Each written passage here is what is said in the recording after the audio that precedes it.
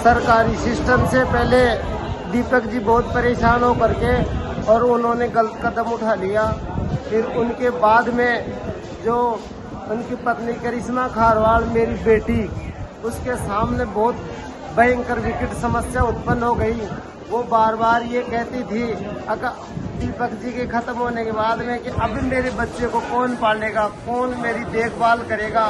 इस प्रकार से वो रोजाना यही कहती थी, मैं उनके बिना कैसे जीऊंगी, अपना भरण पोषण कैसे करूंगी, अपने बच्चे का भरण पोषण कैसे करूंगी।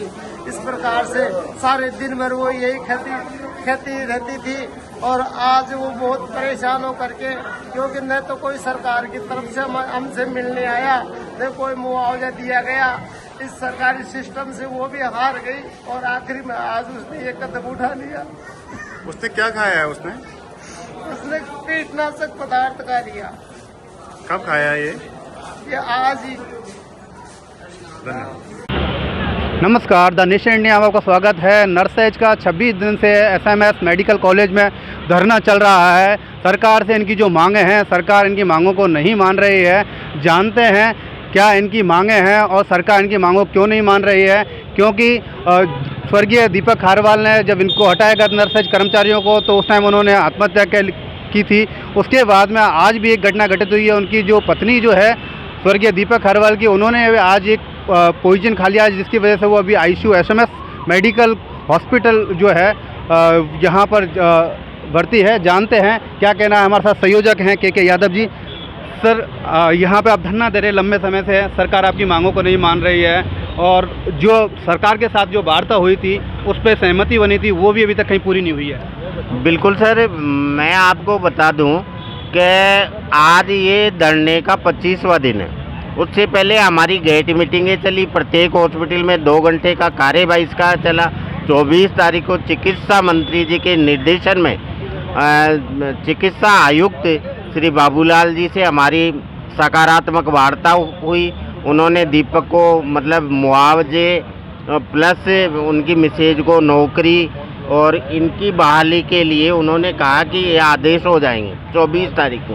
तो 24 के बाद में आज तारीख 7 हो गई, आज तक मतलब सिंगल आदेश भी नहीं हुआ है। और इसी बीच आज जैसे ही हम बाबूलाल जी से मिलके उन्होंने बताया कि हमने प्रिंसिपल साहब से जब हर कोई मीटिंग रही तो प्रिंसिपल मेडिकल कॉलेज एसएमएस ने हमेशा कहा कि मैं इन बच्चों को एडजस्ट कर लूँगा, लेकिन अब तक उन्होंने एडजस्ट नहीं किया। फिर हमने जाके भाई मैं RMRS से कर नहीं पाऊँगा, तो हमने एक फाइल और चलाई है आज।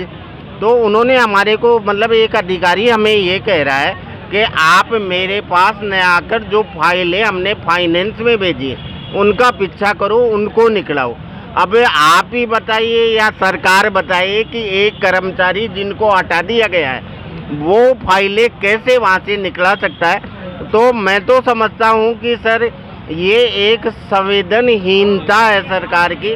और आज जो स्वर्गीय दीपक है उनकी जो विधवा पत्नी है करिश्मा, उसने मतलब अवसाद में आकर, अवसाद में तो वो उसी दिन 12 तारीख से थी, जैसे उनके पिताजी ने आपके मीडिया को बताया, हमें भी बताया कि वो उसी दिन से अवसाद में थी। वो बार बार ये बोल रही थी कि मैं मेरे बच्चों का लालन पालन कैसे करूंगी, इनका पेट कैसे भरूंगा, इनको शिक्षा कैसे दूंगी, इस तरह से कि वो अवसाद में थी।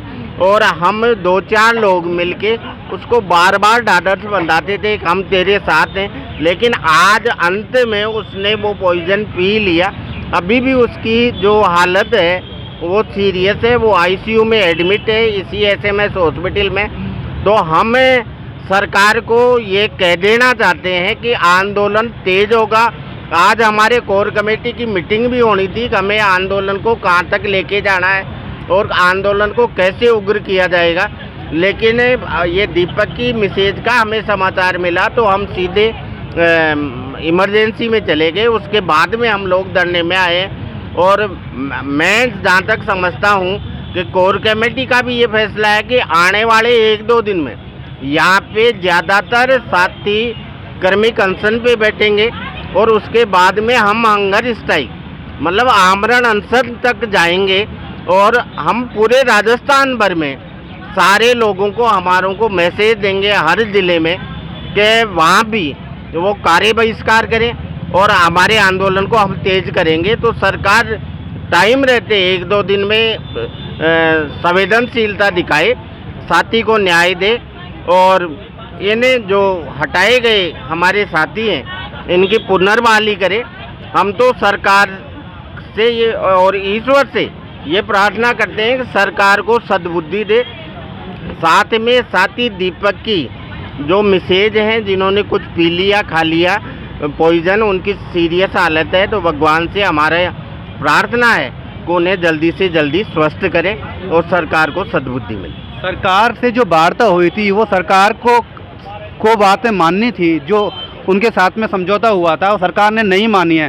कहीं ना कहीं इसमें जो चिकित्सा मंत्री हैं या सरकार हैं वो इसमें कहीं इन्वॉल्व नहीं हो रही है, और इस फाइलों को इधर से उधर, जो आपने जिस तरीके से कहा कि एक कर्मचारी कैसे फाइल को निकलवा सकता है, ये तो सरकार में बैठे अधिकारी ही उसको आगे पुश कर सकते हैं। बिल्कुल सर, मतलब कर्मचारी वो तो मैंने आपको बता ही दिया कि कर्मचारी वहाँ से फाइलें नहीं निकला सकता, वो अधिकारियों का काम है, वो संवेदनशील हो या तो वो संवेदनशील नहीं है, इस वजह से वो ऐसा कह रहे हैं। तो हम कह देना चाहते हैं कि आंदोलन उग्र होगा और हमारा निवेदन तो यही है चिकित्सा मंत्री जी से भी है। चिकित्सा मंत्री जी के हमने